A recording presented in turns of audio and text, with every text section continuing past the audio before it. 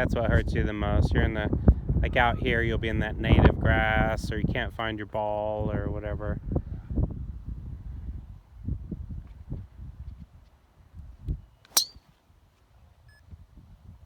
Yeah. So like, I mean, created some good speed, but it's just not being applied to the ball. So that was a 94-mile-an-hour club hit speed, but it only went like 155 yards because it was, you know, tilted up and slicing to the right.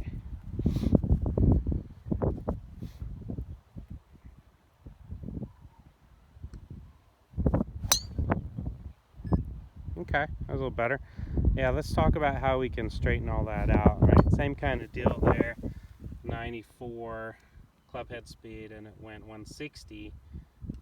You know, for this type of club head speed, our goal by the end of today is to make this go 250 instead of 150. Okay. This one is just a little hinge, but a kind of an early throw, I call it. There you go. Literally never done that. Yeah, so don't go hard. Make sure your arms are real loose. Think of this just as like a wrist flick. It's like a wrist hinge. There you go. All right, so now we got it curving a little too much the other way, but we're gonna just enjoy that for a minute.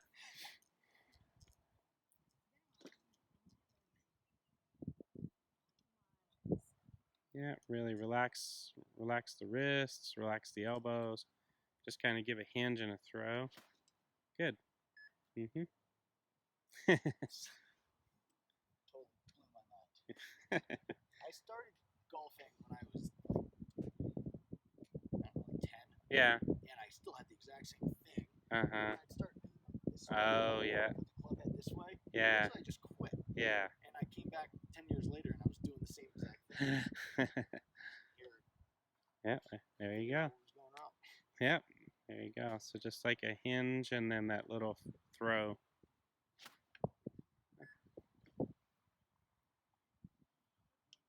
Yep, so what's really important is we don't try to use our legs, body, or anything on that one. You kind of got your legs moving a little bit. We don't need them. So just work on keeping the hands pretty relaxed. Just work on the mechanics of getting the wrist to hinge and then throw it early. There you go, good.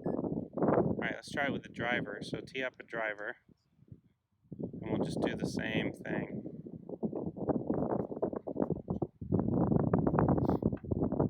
So when you set your hands on there, you're just going to set them just a little bit to the right. So this should still feel comfortable, like it shouldn't feel way over. But do the practice swing and show me the wrist hinge. There you go. Right, so there's this timing, and you can hear that club swish. Now, if you're hearing it swish on your left side, that's too late. And then the only thing that happens when we go from an 8-iron to a driver is now, instead of your backswing kind of hinging up, you're going to hinge around. So remember that drill? So point the driver at me. Yeah, so now the driver is going to feel more flatter, like this, right? So do the hinge, and then throw back at TrackMan. There, right? So now you can turn your body further. There you go. So now just lower, kind of just lower your body so that the club reaches the ground. But think of it more around. Don't think of it as much up. All right, so do a couple practice swings. Hinge the wrist and feel like it's around you. And then throw back toward me back here. Yeah, there you go. All right, so let's try it with the ball.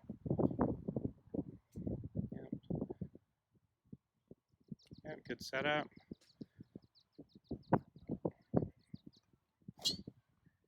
Yeah, that's all right. We got it to go left. It was a miss hit, but that was pretty good technique. You just hit the heel of the club. And play the ball a little more in the middle of your stance, so right kind of between your feet. Don't play it up front. And let's check your wrists. I would say drop that right hand under just a tiny bit more. Yeah, both hands. There you go. All right, go for it. That's all right. So now what we had is better transfer of energy, right? So you're out of alignment with TrackMan, but what happened there was your club head speed didn't get registered, but your distance did. So you had at 250, right? So yeah. So now what we have to do is just make sure that when you set up, I'll just scoot TrackMan over here a little bit. Okay. All right. So just take a casual stance, and then just do that wrist hinge thing again.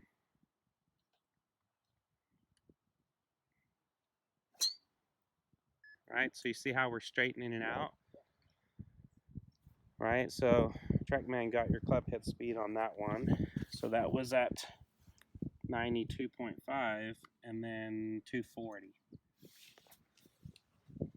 Just turn the wrist just a little bit. Show me the wrist hinge, kind of here, and then what's it going to do on the follow through?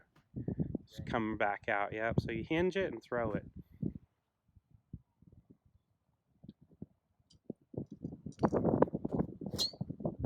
Okay, that's fine. We made it go the other way.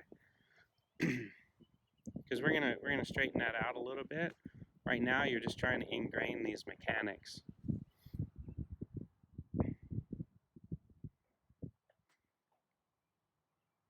Yeah, very good. So make a turn on this one, like a shoulder turn. Turn backwards, and then do the hinge and throw. There you go. Nice. That's better. All right, so that's your goal, is to continue to create these hinges and throws. That one there, you got your club head speed to 103.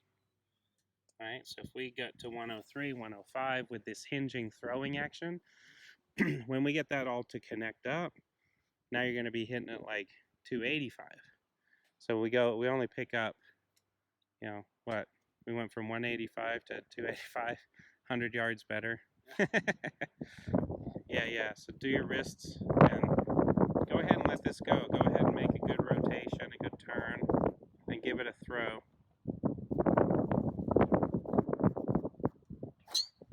There you go, crushed it. Nice. Alright, so that's what we want to see. That was 100 yards. So your total there was 269. 269.5. Nice. The club head speed was 100. That was really good. So we can optimize a little bit more with a better driver, but we're still working on technique at this point, right? So go ahead and do it again. Same thing.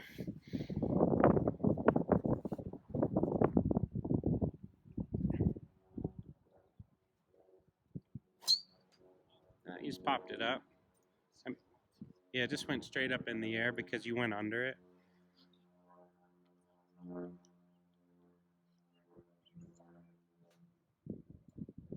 Alright, so here's a drill for you. Flip the driver over and grab the other end, just in your right hand, and do those stick swishes like we were doing with that back there. Yeah, so you hinge and throw, right? There you go. So you can hear it. Yeah, so now turn bigger, turn all the way, and then kind of throw back here toward me. So you see how the momentum accelerates as you come all the way around the ball? So the idea is we just got to find like this magic spot back here where you throw. Once you start figuring out timing back here, all of that's really easy. This is where you spend your focus, is back here, not where the ball is. That would probably be the biggest contrast with your old swing to your new swing. You were hitting, let's say you were hitting at the ball and your timing was off, the club face was open, and you were slicing it way out to the right. Now we're not hitting at the ball, we're kind of hitting back here, or throwing back here, then we're letting momentum to carry it all the way through. All right, yeah, so try that now after doing some swishes.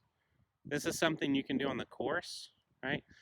So let's say you get out on the course and the slice kind of comes back a little. Do some of these with the stick and that'll get you back on track. Yep, go for it. Just really focus on the wrists more than anything. That's all right. So as I start to try to get the timing, I guess if it goes to the left, that means I did it too early. Yeah. Exactly. So think of it in like a clock, right? So if that's 12 o'clock. We got 3 o'clock, kind of where your right hip is. Let's say you threw that at 4, right? And you should have thrown it at 3. So by the time it got to the ball, the club face had already kind of turned a little bit. As a general rule, that's correct. Early goes left, late goes right. But I'm going to show you. We're going to refine the throw so that we can have a little bit more control over the face. But for right now, you're right on. So throw this one later and see what happens.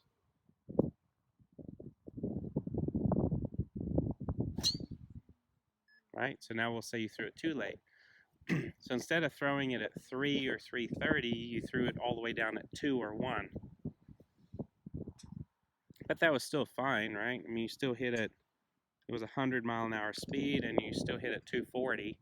But now you can see the difference. 100 hitting at 240 is not as good as 100 hitting at 270. And that's just the timing of what we're doing. Yeah, so work on the wrist hinge, and then try to throw it back here at 4 or 5 again. There you go. All right, so it's pretty straight. So you've never done this before, and that's why you struggle with that big slice. So 2 things: you never learned to use your wrists the right way, and then you didn't learn to throw the club in the right area, right? So we're going to switch back to that 8-iron again, and I'm going to kind of actually do like a wedge, like a chipping club. So yeah, which one is that? A pitching wedge. Great. So go ahead and hit a few little pitching wedges. And actually put the ball up in the rough right in front of you. And like, let's say you're just going to chip it to that first flag there. Just do your wrist hinges like we're working on. So you kind of give a little hinge and a little throw. Now this is one of your shortest clubs. So do that again, but go more up, more vertical. Yeah, there you go. So you hinge and then throw on a more vertical plane. There you go. So now we got that club face coming through square, so transfer of energy is much more efficient. Before, basically what was happening is you were so late with your throw, your hands were opened up, and it was always a glancing blow, right? Because you were creating club head speeds, around 100 miles an hour that should be producing 275, and you were only kind of hitting it like 175 when you hit a good one. So now you can see it's kind of an angle game, but it's an angle game based on biomechanics, like what you do with your body changes it. So just try a few more from up there, little ones. Just do some shorter, like short shots from up there.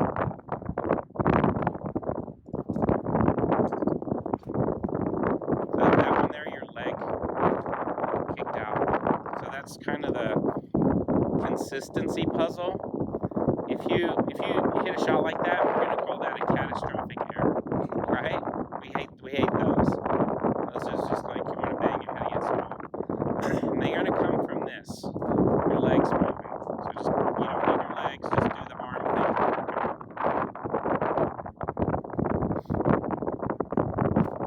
See how nice that is? All right, so come back here to the short grass and keep that club. And then we'll just hit some right off the turf and just nice and easy.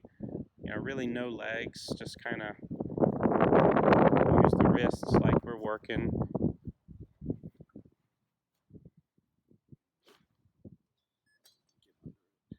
Yeah, and so you didn't get under it, so you didn't go vertical enough. So as you go back, take those wrists up. Do a practice swing and see, because you might hit the ground too much now. So go up. So it feels like on a wedge, it feels like up and under. On a driver, it feels like round and around. So try it with the ball and go up and under.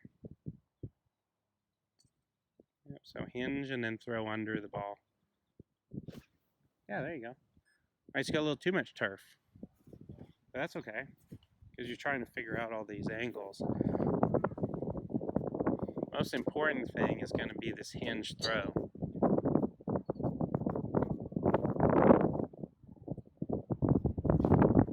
Right? So it was a good hinge throw. The rules would be, if you top it, you went too flat like a driver. If you chunk it, you went too vertical. So you just got to do some practice swings and try to figure out what's the arc that I need to swing my arms out. So do a couple practice swings here. Try one really vertical and then try one around. Now go flat around your body. See how you can't even come close to the ground. Now go super vertical, straight up and straight down. So now it feels like you're probably going to take a big chunk out of the ground. So that's kind of what you have to do with each club to figure out, oh, what's my angle? You're always hinging and throwing, but you got to figure out the angle to the hinge and the throw. All right, try it one more.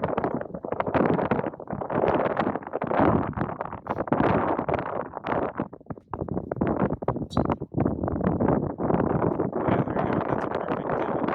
So we just got to do that. Got to kind of figure out where does the ball go so that when you do that, it's perfect.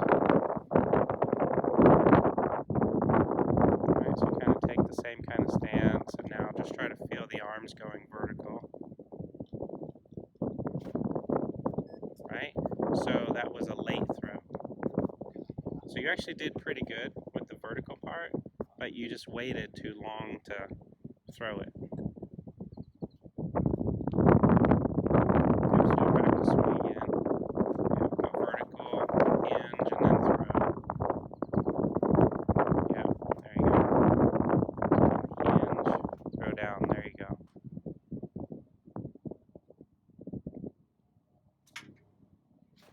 There you go, nice.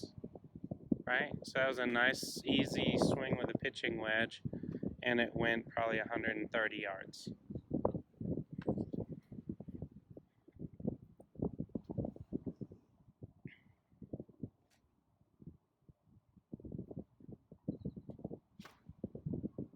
That's all right. Still pretty straight, right?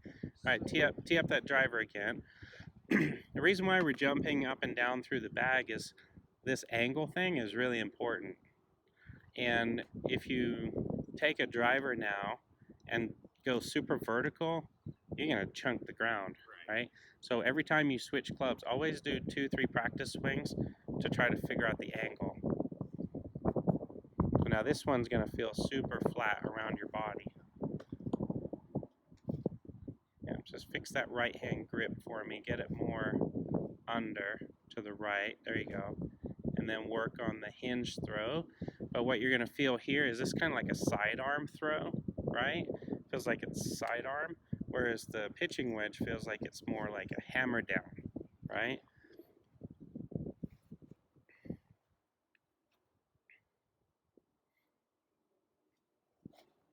And what's really important is the longer the club, earlier you throw, right? So we're talking about the clock. Well, this driver probably needs to get thrown at like 5:30, like way up here. Pitching wedge, you can kind of wait till you get to 3 o'clock and you'll be okay. But the driver, you got to chuck it right away.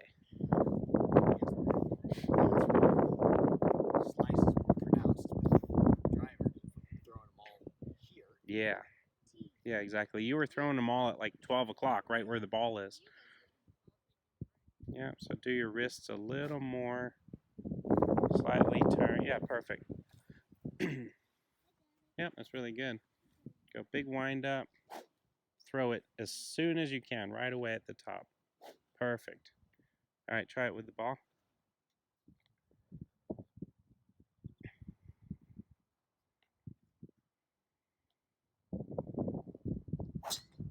That's all right, you just topped it. It was actually really pretty good for most everything.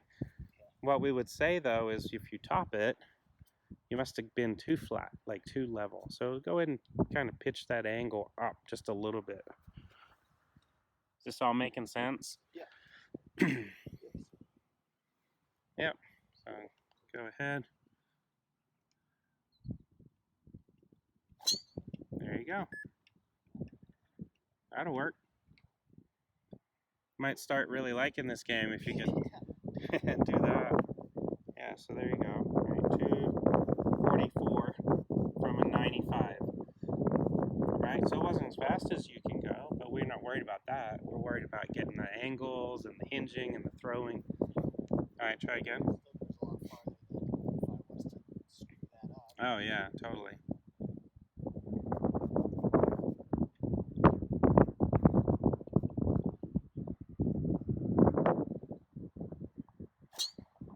Yeah, pretty close, right? So we got a tiny little fade on that one, but we'll say that your throw needed to be a little earlier. So what happened is naturally you got more speed. You went up to 99. Your distance went to 261 because it was still a really solid hit, but it went a little right because the throw was just a little late. Like now we're talking, you know, if we got a clock, we're talking seconds late now versus like half hours late. Yeah. All right, try one more and then we're gonna maybe optimize that driver a little bit. Yeah, so nice big backswing turn. Give me an early throw. Oh yeah, really good there. And he's not gonna know what hit him. Now look at that. So that throw energy was really good. Look at this. 106 and you hit it 280. Great. That'll work. Yeah.